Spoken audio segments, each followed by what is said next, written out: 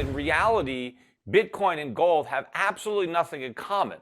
I mean, Bitcoin, part of the marketing fraud is to try to portray Bitcoin as gold, gold 2.0, digital gold. I mean, Bitcoin itself is always displayed as a coin, and the color is gold, and you put like a B on it.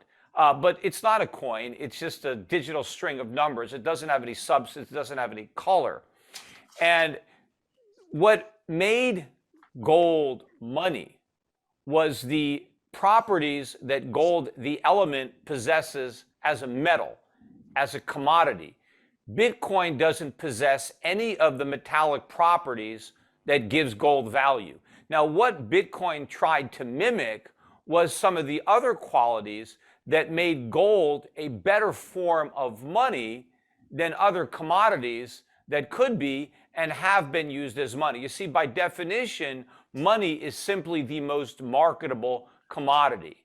And yes, we used to have barter, and money was an invention that made trade more efficient because barter is inherently very inefficient. And so the invention of money was a major progress as far as human history is concerned.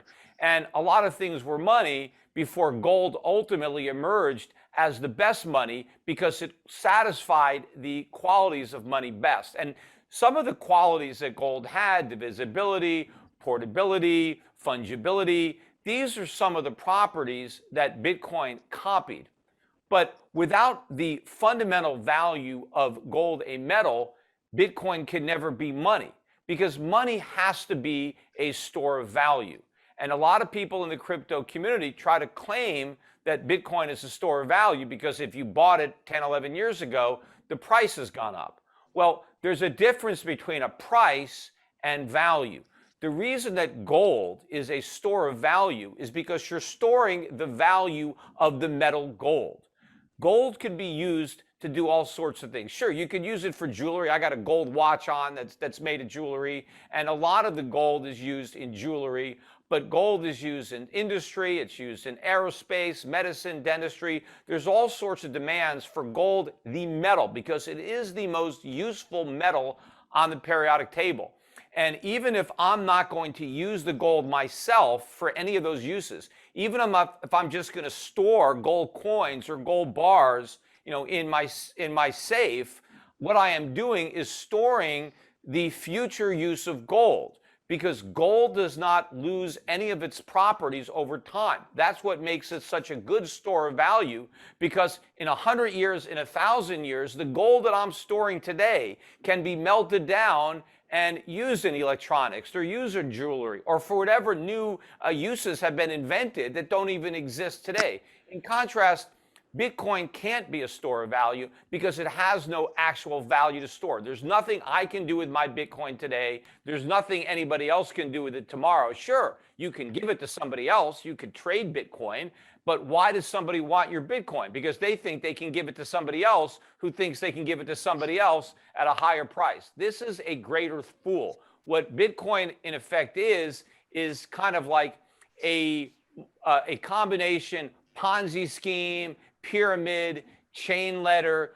The only value comes from the belief that the Bitcoin can be sold in the future to a greater fool who is equally convinced he can sell it in the future at a higher price. This isn't digital gold. This is fool's gold. This is modern day alchemy.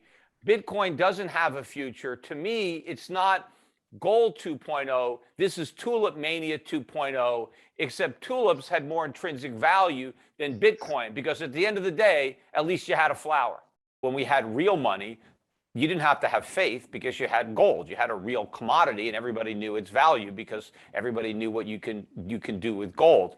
But fiat currency, people just believe it has value, but it also gets value from the fact that governments declare it as legal tender and governments require the payment of taxes in that currency.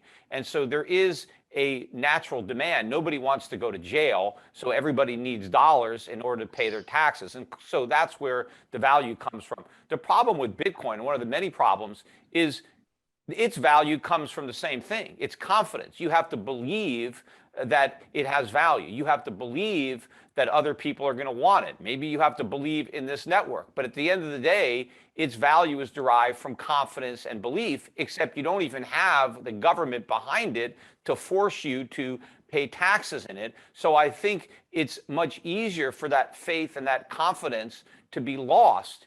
Bitcoin was the first cryptocurrency. There's now over 11,000 other ones that exist. I mean, who's to say that Bitcoin won't be passé, that some of these other coins will become more popular and people will forget about Bitcoin? I mean, generally, the first mover is not always the last mover. I mean, you're not going to come up with a better gold. Gold is gold.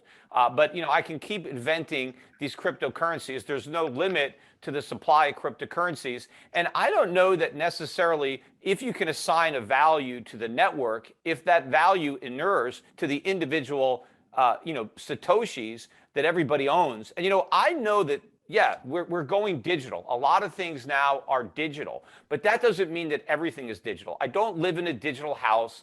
I don't eat digital food. I don't drive a digital car, and I'm not going to have digital money because money is a commodity. It is a real thing. It cannot just be replicated digitally. If you want to have a store of value, if you want real money, then you need something like gold. If you believe in fiat money, well, then you can have fiat cryptocurrencies.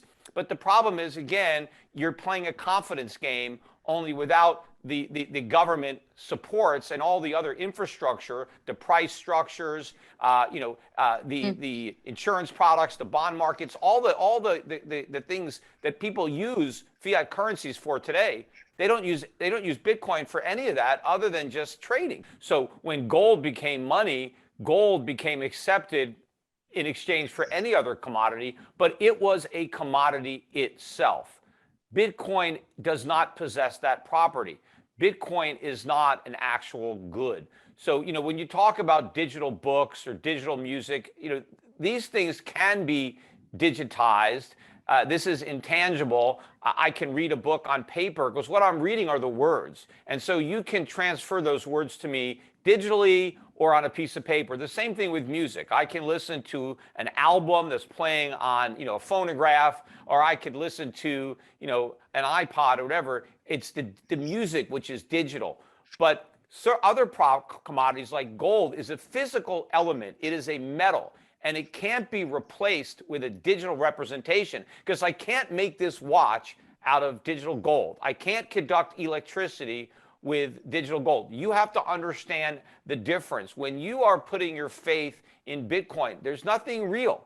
The price can implode at any minute. You are dependent on more and more people deciding to adopt it. Why? Because they're confident that they're going to get rich. And all they have to do is hold on to it and never sell it, and it will go up, and one day they're going to be rich. Well, eventually the supply of fools runs out, and the bottom drops out of the market.